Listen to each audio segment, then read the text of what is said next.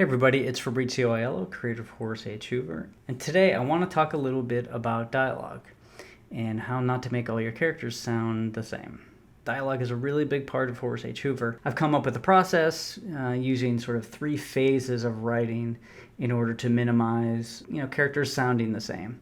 The reason I do that, and I have done it in other videos too, is I like to intellectualize or superimpose a process on a creative endeavor because it pulls out a little bit of the mystery of it. If everything is a mystery, if everything is magic, if everything is, well, if you were an artist, you would figure it out. It just makes it easier overall. So that's why I have been doing these videos. So is this accurate? Well, maybe not. At minimum, it gets you thinking. It might get you over a bump that you have. If you get stuck, maybe you can lean on one of these phases a bit. So the first phase is, when does a character speak? Which is a little odd phrasing, but the reason I say when a character speaks is at this point you should have an idea of your character's background, their personality, their character traits, morality, etc., etc. And once you know that, if we take just a regular scene from a comic book or a story, it doesn't have to be a comic book, when a character speaks really says a lot about that character. I'll refer to it as situational comfort. For example, as soon as an action scene starts, depending on the character's personality, they might thrive on the danger. So all of a sudden they're cracking jokes, they're threatening bad guys, they're in the middle of it and they love it. Whereas an introvert might shut down completely if a stranger walks into a room. So when your character speaks is really important to figure that out. It also minimizes exposition through dialogue. That way you're not forcing exposition. My character Bob doesn't say anything in the scene, and he should say something, so he'll explain the history of this device. But if you know ahead of time that, listen, this character doesn't speak in crowds. He's going to use one word descriptions, but he would never speak in this scenario, then you're less likely to force some exposition into somebody's throat. So when is pretty important, when a character decides to speak.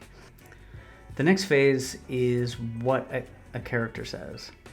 So this is really just content of what the character would say in any particular scenario. And I don't mean sentence structure or word dialect or anything like that, but just the pure content of it. So I keep it very abstract and vague.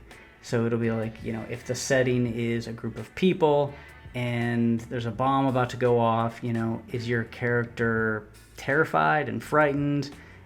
Are they going to just keep screaming? Are they going to call for help? Are they going to yell out potential solutions for the scenario? This should all be informed by your character's personality and idiosyncrasies and morality at this point. This is probably the easiest thing to figure out because hopefully you have the setting, you have the motivations, you have the conflict for this. So figuring out what sort of things that they would say is the next step. And finally, how they say it. And I think of this as sort of the style of speaking. This is going to be grammatical structure. It's going to be the flourishes. And a lot of this is really informed by the background as opposed to personality and character and morality. Where did they grow up? Did they grow up on the East Coast or West Coast? Were they born in the city or on a farm? Did they go to college or did they have a blue-collar upbringing? That's going to really inform a lot of the style. I always think about penciling and inking in this regards, where you have the same pencils and you give it the same pencils to 3 different inkers, and they will give you an inked version, but it's all going to look a little different. And that's kind of how I look at this part. You can have 3 different people saying the exact same thing, but Horace, for example, is going to explain every aspect. He's going to overuse words. He's going to use large words. Max is going to use less words. He's going to get to the point, Even though they're conveying the same thing, the content is the same, but how they convey that content is going to be different.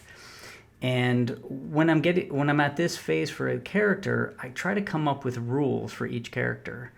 And they're not exhaustive, but a few rules that I can set for myself to make sure I don't go outside the lines, so to speak. For Horace, He is going to almost define things in language. For example, in the first issue, he refers to the driver as his licensed vehicle operator, which is the definition of a driver. Another rule I set for Horace is that he doesn't use any words that I don't know personally. And the reason for that isn't a self-insert.